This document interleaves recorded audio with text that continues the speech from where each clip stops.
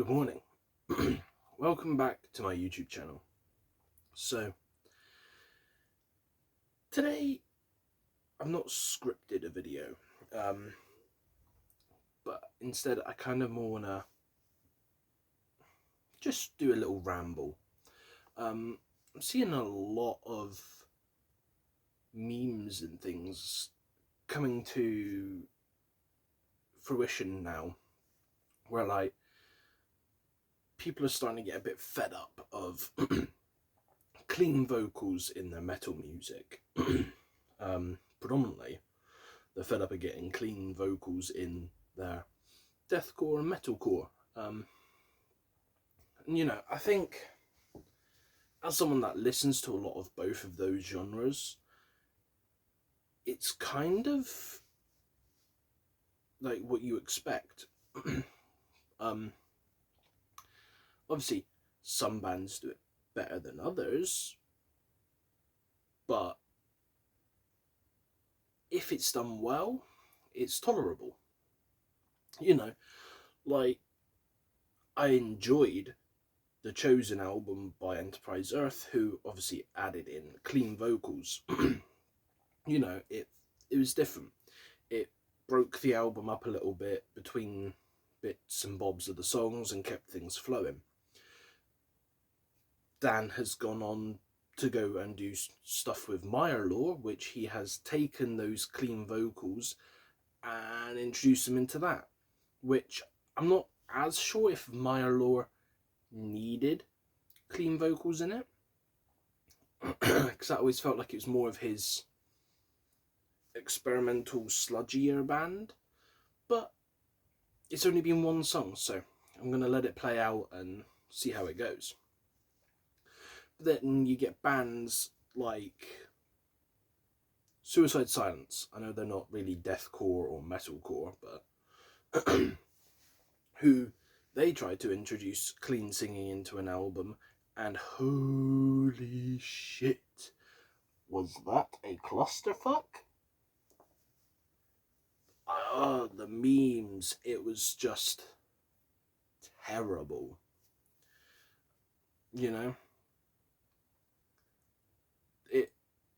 I don't know what they were trying to accomplish with that, but that is a case of clean vocals done wrong. But with that being said, obviously there are other bands that, do it well. You've got Architects, who have a lot of clean vocals in their music, Bury Tomorrow, before the guy left, their clean vocalist used to be an absolute beast.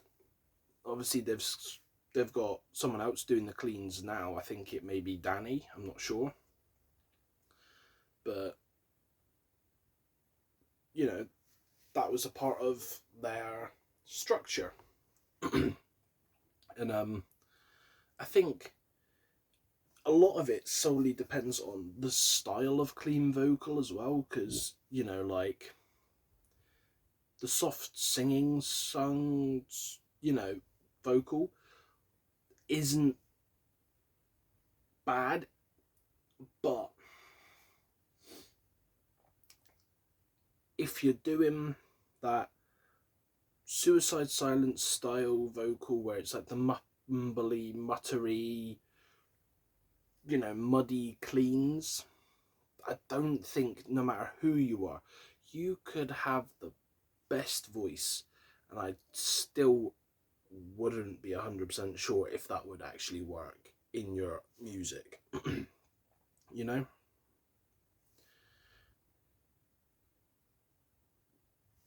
a lot of it is like, I think a lot of the memes of bands that I've seen people talking about the clean vocals and saying, mate, clean vocals disappear, keep clean vocals out of my metalcore, or not my metalcore, but like my deathcore or death metal or what have you. A lot of it always seems to be male fronted bands that people take the shot at. Like, you don't really see a lot of people talking about the female fronted bands, who obviously a lot of it, when you're in a female fronted band, you do have to have that shift, the clean vocal to the heavier vocal and stuff. And, you know, it's, again, it's something that I think keeps things fresh in the music, you know. Like, if we didn't have, let's say, Spirit Box,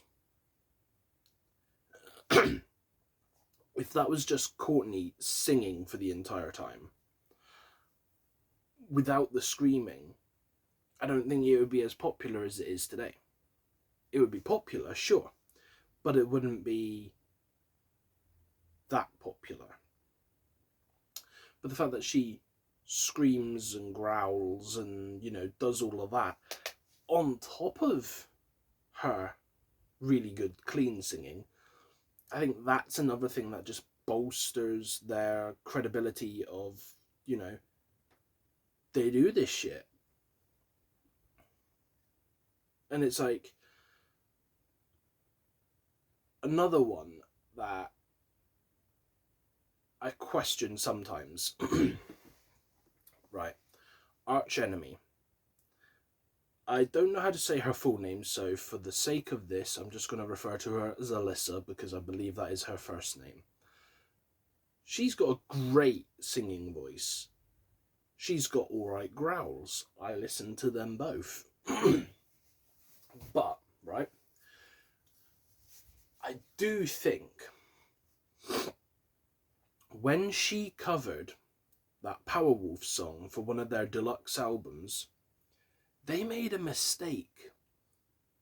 Because she growled that entire thing, right? I reckon that would have been so much cooler if Alyssa actually sang it instead of growled it. Because Powerwolf songs, right, they're supposed to be power metal.